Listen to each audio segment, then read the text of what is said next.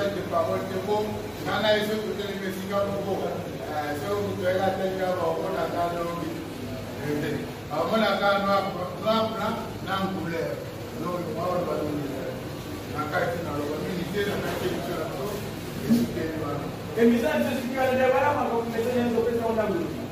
La deuxième message, je vais apprendre à faire le cas. Tout le monde va faire la figure.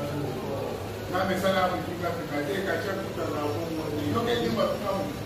Je vais vous dire, tu vas faire la figure, la terre, voilà. Et yo, la terre, la figure, vous voyez la carte, vous va faire la figure, la carte, on va faire la carte, la carte. Vous voyez là, on va faire la carte, ok, va la figure. Et bah, là, on fait quoi? On a répondu au point à tout ce que vous dites. Ah, on a dit la politique.